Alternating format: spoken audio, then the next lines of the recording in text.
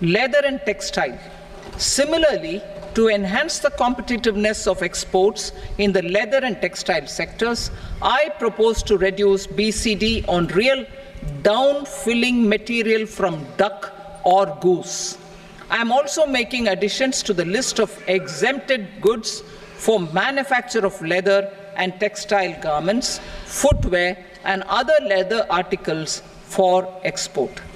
To rectify inversion in duty, I propose to reduce BCD subject to conditions on methylene diphenyl diisocyanate MDI for manufacture of spandex yarn from 7.5 to 5%. Furthermore, the export duty structure on raw hides, skin, and leather is proposed to be simplified and rationalized. Precious metals. To enhance domestic value addition in gold and precious metal jewelry in the country, I propose to reduce customs duties on gold and silver to 6% and that of platinum to 6.4%. Other metals, steel and copper are important raw materials. To reduce their cost of production, I propose to remove the BCD on ferronickel and blister copper. I am also continuing with nil BCD on ferrous scrap and nickel cathode and concessional BCD of 2.5% on copper scrap. Electronics.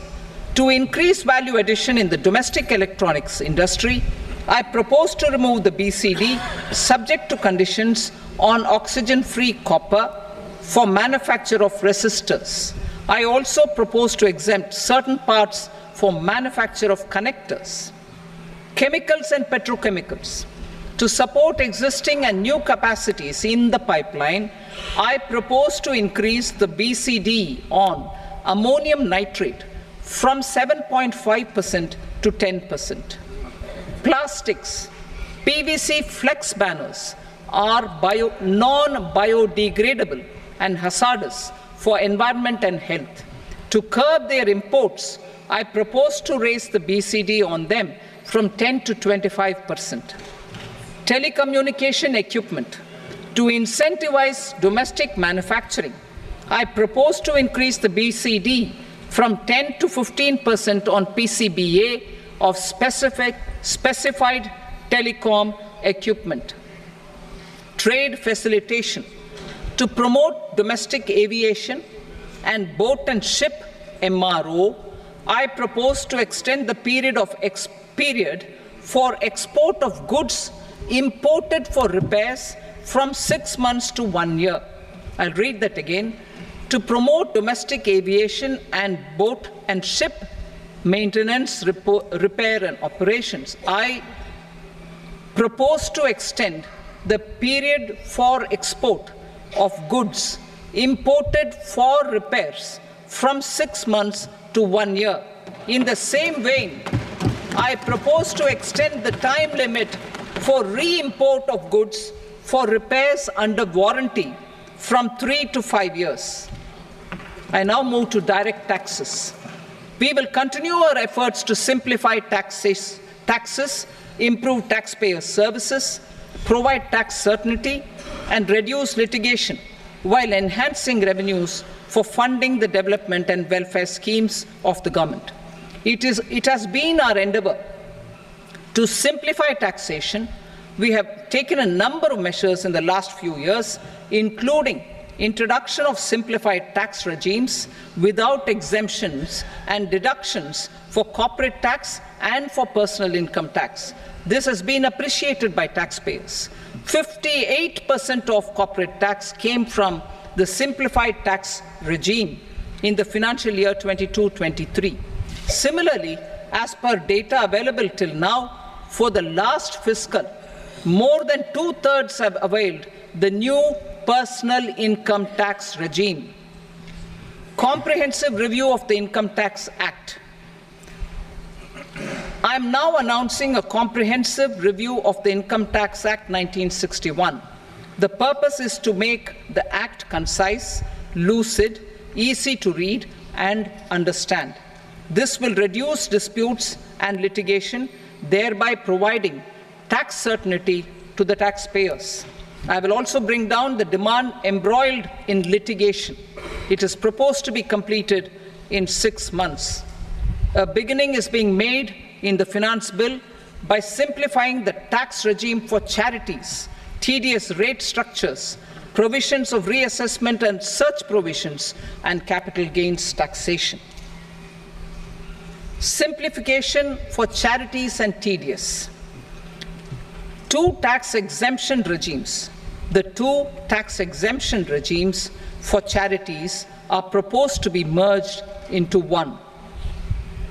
The 5% TDS rate on many payments is being merged into the 2% TDS rate, and the 20% TDS rate on repurchase of units by mutual funds or UTI is being withdrawn.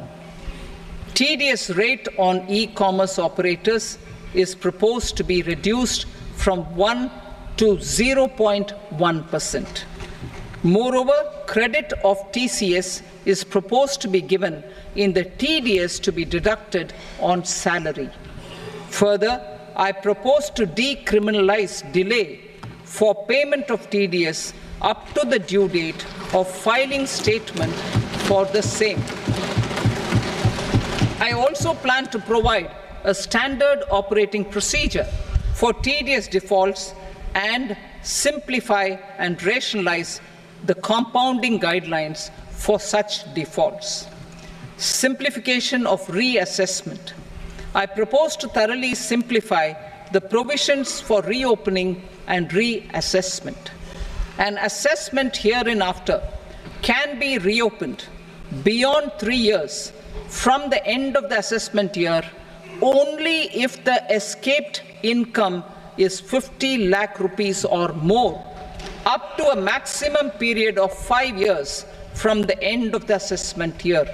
Even in such cases, a time limit of 6 years before the year of the search, as against the existing time limit of 10 years, is being proposed.